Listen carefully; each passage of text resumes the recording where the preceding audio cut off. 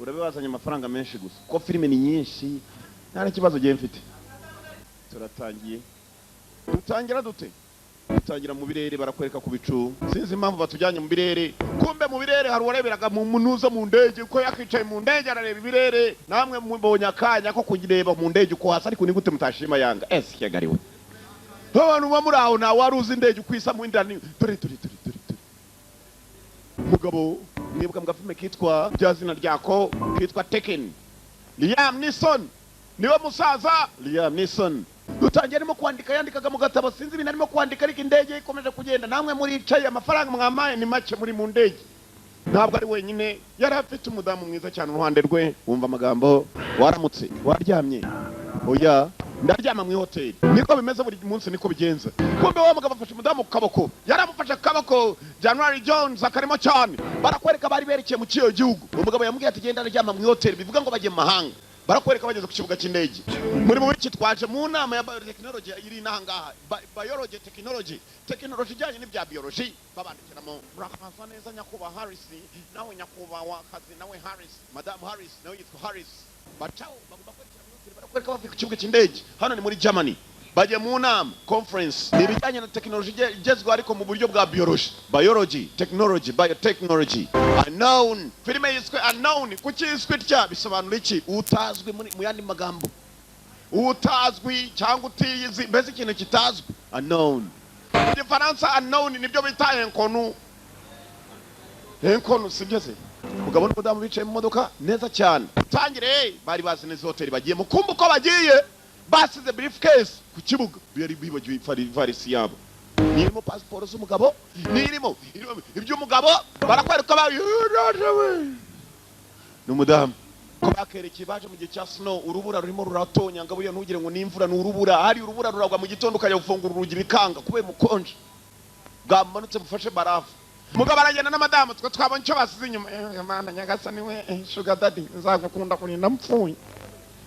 Ibiti cya sugar daddy cye uri kwe mukobwa tumubuhura nawe muri Chicago undatu cyane. Uwo mugabo ko mbivuga ko bazongera guhura n'uyu mukobwa nibongera gusubira muri Amerika bagasubira muri Chicago. Umukobwa nyine ngaba muri Chicago ni umukobwa uzwi cyane wo muzitari kazi.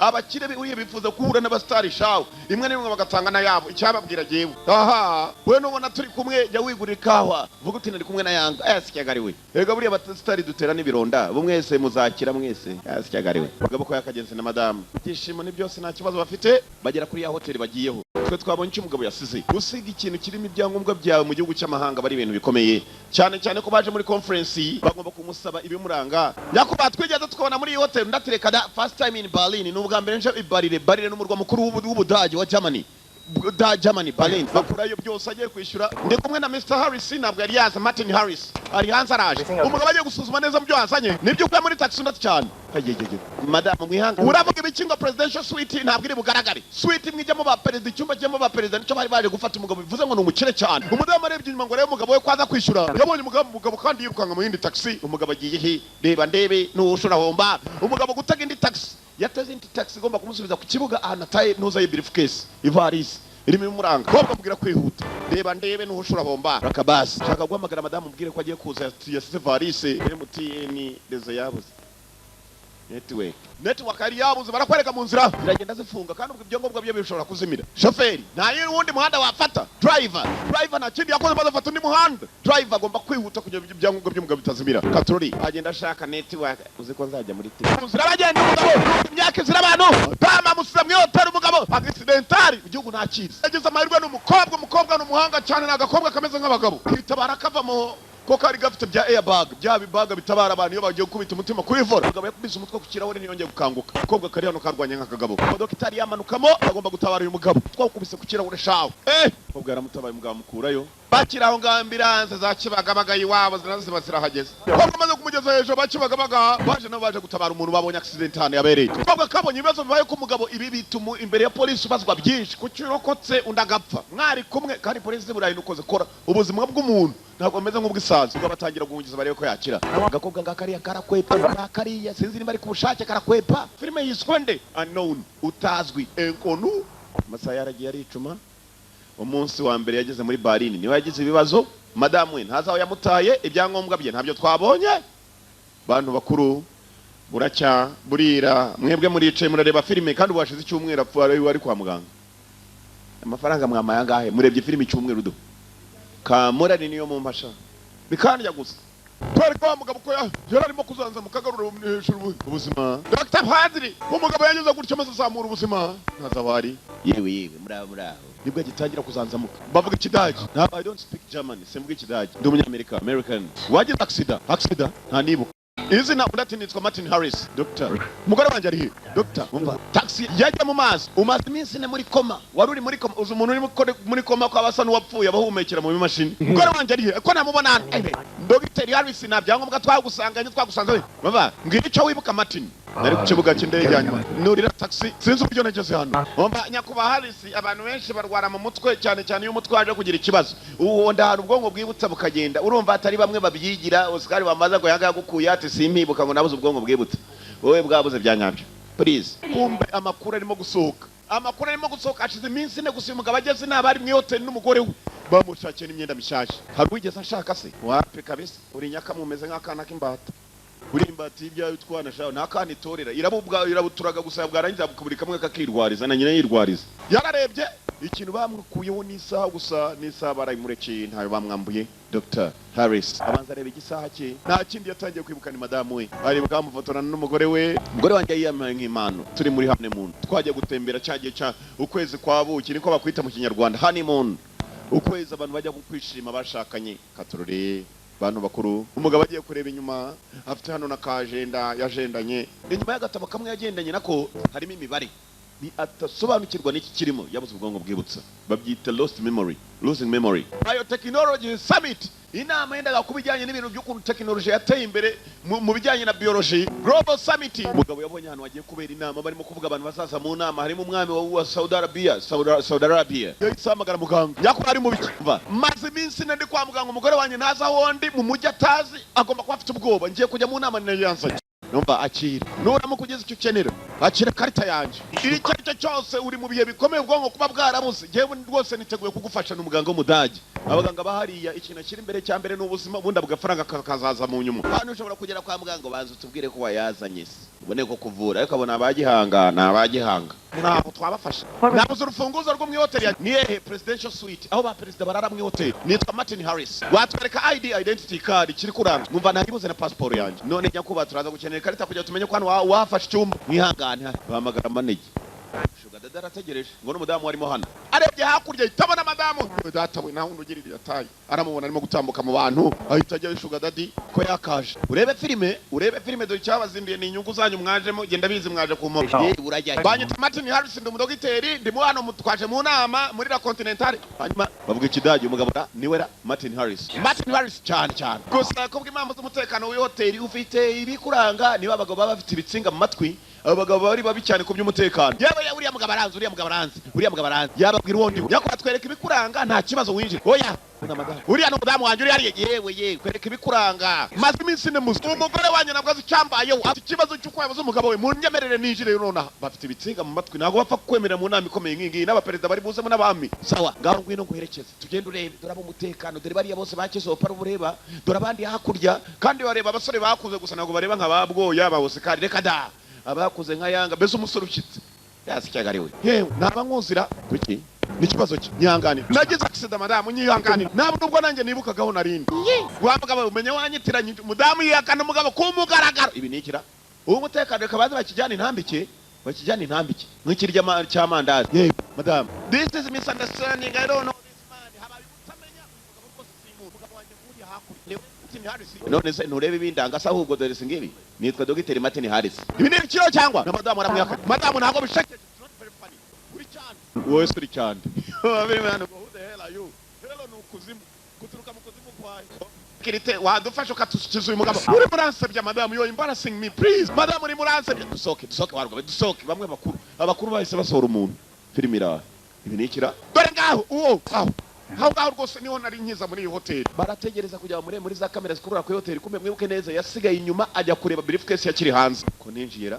nuko bibona ibigaragaza ku kibuga. Martin Harris warahageze koko, ariko nanone nta foto yawe twabonye nzimifatika. Umugore wawe yageze muri iyi hoteli, ntabwo mwinjiranye, ntari urabyiboneye, kamera zaramufashe. Umva nitwa Dr. Martin Harris, uriya mugabo arigira jewe. None se umugore wawe akakwihakana agomba kuba umva kubera iki? Mwebwe mujye kuri internet mushakishe nyakubahwa, kuri internet twagezeho tunze neza. Mwafashe kiriya kigabo gifite umudamu wanjye, ariko umugore uriya mugabo tumufunge kubera ko yinjiye mu gihugu mu buryo bwemewe n'amategeko, kubera ko yinjiye akaba arije kugira ngo nk'umudokiteri ufashwe neza yatwishyuriye hoteli, gusa turamufungira iki? Ahubwo dufunge wowe bastard. Wa mugabo we uratufasha uve hano ugende mu mahoro. Arongera mu mudamu we bamujyana, ariko mana nyagasani ibi ni iki? Abakuru baramwerekeza, dore kuntu bamujyanye, yewe bamwe bibitsinga mu matwi bagiramo ibitsinga shafu. Baje kumutegera taxi bamuhana udufaranga turi bumufashe, nta gafaranga yazanye, mujyane kuri adresse ngo niho yararwariye, wenda bazamuhana icumbi nyagupfu. Basi abaca watyo ari humiliated, ari embarrassed. Nukuvuga ngo asebye teze mu nzira wa taxi nawe araparika, yakindi imodoka yari imugonze, yewe wowe ukapfa mana nyagasani ibi ni iki? Mugabo ari hano nyako yamugwiririye katorore, umugabo w'umukire cyane ujya mu nama zikomeye ziba zirimo abantu bakomeye nk'abo nk'abayobozi b'ibihugu by'amahanga. Dore ukuntu arimo kugenda ku muhanda w'umumbwete, kumva ko arimo gutambuka, ari kimodoka kimwe cyari kimugonze, cyari cyamukurikiye. Ibi bintu birimo ikintu we yasikegariwe, icyo mutabona ni iki? Harimo kwe na tena. Umugabo aramanuka, hamwe bategereza gari ya moshi, amanutse muri underground zimwe zo hasi nk'aba bacuranzi b'iwacu ba underground. Ageze muri underground umugabo agira mu ubwoba, umugabo ko atambuka ari kigabo cyamukurikiranye nacyo gikurushaho.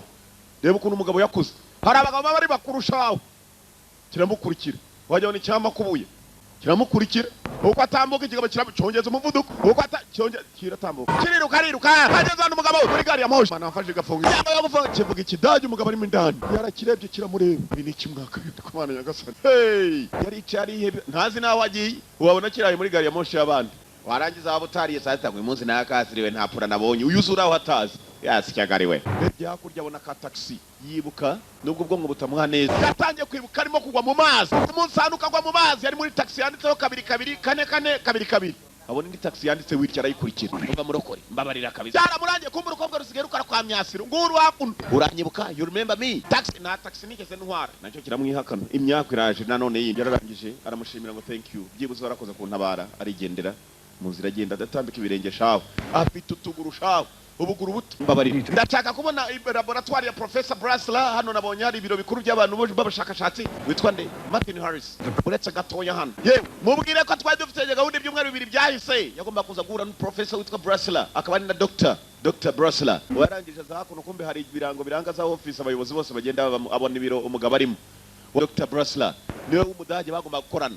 Kumbe dore abadokiteri ahantu bakorera ubushakashatsi bwabo, imiti ya sida ni hano bayivumbura, igituntu nabayikura, y'uburoro ntiraboneka, abantu barwaye uburoro mwihangane, imiti barimo barashaka hano bya nabi cyane, abahanga gusa. Uyu nawe yavuye muri Amerika, aricyo kimuzanye gukorana nabo. Ngeze hano yumva bari mu nama, abona na cya kigabo kiriyo cyita Martin Harris. Urakora cyane, uyu mugabo ntabwo ari Martin Harris, ni James Martin Harris. Ibi ni iki? Hari ba Martin Harris noneho babiri. Uyu mugabo yaraje mu hoteli yanjye ndi kumwe na madamu, wagitutwemo aramutuka shaho, yamututse igitutsi kimwe. Professor mpamagare polisi se?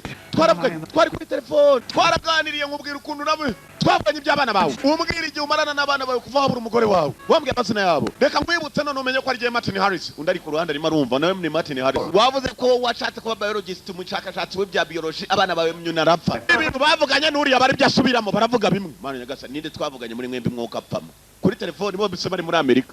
Mufunge kiriya kigabo, mumbabarire kabisa, nicyo kirimo kwigira jewe, dore ngikiriye mugifunge. Yewe se ahubwo bagufunge nyagupfa. Reka nibyanjye isi ndangamuntu, yasa amafoto ndi kumwe na madamu, perime yanjye singiyi bayita driver's license. Uyu madamu turi mu ifoto, cyara murebye madamu bari mu ifoto, bifotoranyije uyu atarashakana nawe. Ariko se ibi niki wamugana ko nanjye binyobeye mwuka pamo, nako nabambwira abagabo bari muri filime yasikagari yarahwereye. Hari ibintu kubita nabyo gahita uhwera, yaguye igihumure nk'ikinuma. Umugabo peri mbere yongeye gukanguka ari kwa muganga, uyu nazakoma waraza kujya kuri menya koma y'ubutaha kabisa, nzace nkakomerezayo burundu kabisa. Zakoma kirazijyamo nikimenya n'igihe cyakangukiye. Yewe umeze sawa. Uyu mugabo ngiye kuguha nimero ye, he finds people, ngo n'umuntu ubona ushaka abantu akababona ababuze. He finds people. Mugabo nta kindi bakoze, bamushyize mu cyuma gipima ubwonko, barebe ko ubwonko bwari sawa, bamushyira muri radio. Umugabo ko bakamukuye muri radio, ubu kuva bamvanye muri iki cyuma cyitwa radio, reka tureke bamushyira muri televiziyo cyangwa muri bafure, byose nibikorana n'amajwi n'amashusho. cya kigabo cyamukurikiye mu muhanda ntabwo uri butinde gupfa. This won't take very long. Ibi ngiye gukorera ntabwo biri butinde n'umujugunya hasi. Cya kigabo cyamwirukanganye hamwe yaragiye gutegera gari ya moshi cyamugezeho muri radio kimutera imigozi kirangiye kimufata ahandi bashyira serumu kirayimwegereza neza nicyo cyamukuye muri radio. Sinzi abaganga bawe yusizemo aho bagiye menya cyabishe kimutereramo imiti ya yindi yakanyukumva kiratunganya urushinge. Uyu mugabo ari byo akurikiranye atakabakurikirana gushaka kwimenya ko yongera kwitwa Martin Harris agiye kubizira. Kirangije ikigabo kirimo gucaho yewe uyu murwayi uramujyana ndamujyana muri West Baden mu ivuriro ry'abanyamerika kumva ko kirimo kuvuga kiravuga n'uyu mu kidage ndamugabo gihita kimwica.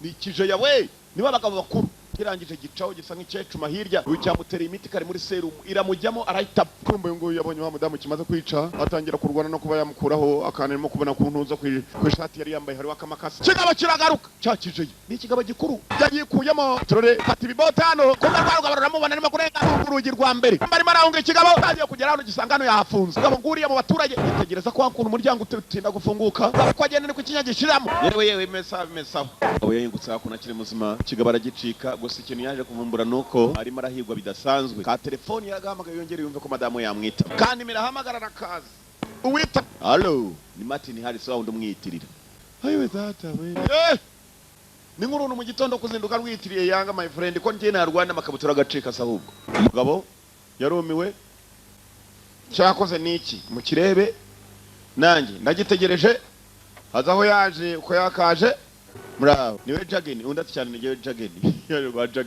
Jageni ni Rivier mwarahuye yapfuye ni wa mukobwa bw'uyu mugabo ngo uwo musaza ashaka abantu akababona. He finds people bajya kwicana na muzehe abajamani kayoga bagiye kora abanza reba muzehe amafoto afite mwiuntuza mu cyumba yewe wakoranye na German Secret Police y'ibanga ya German ndetse cyane proudly ndetse nanezerewe bamburije kongera kunywa ariko urabona icyo kunywa kiraryoha niyo mpamvu nkomeza gusomaho ariko ntacyo ntabwo nywa nyinshi usibye ko nozikiraho ntabwo nywa nyinshi nibiki ndashaka kujya ngo mfashe kugaragaza ko ari jewe Umva wa mugabo aba bantu rero niba nagupangiye kugira ngo babe baguhemukira. These people may be good but they are not God. Ngo aba bantu bashobora kuba ari abahanga cyane ariko ntabwo ari Imana. Ibyo bivuga ngo hanyuma nta kindi bukore wegenda ushaka umukobwa wagutwaye muri taxi. Go and find your taxi driver. See if she will talk to me. Genda urebe niba yamvugisha, genda ushaka umukobwa hano. Aho ngaho turadutangiye inzira. Uranyumva my friend? Basa agakobwa kari hakuno. Umva hari umuntu ushaka kujya muvugana ntabwo mvugana na police. Ntabwo ari umupolisi waje kobwa we n'umuntu ushaka kumfasha kugira asobanukirwe nako ansobanurire hanyuma nabandi bazasobanukirwe ko ari jewe. Ndakwinginze kandi nkeneye naho kurara. Uraryama aho ngaho mu ntebe urumva icyumba nanjye mfite kimwe.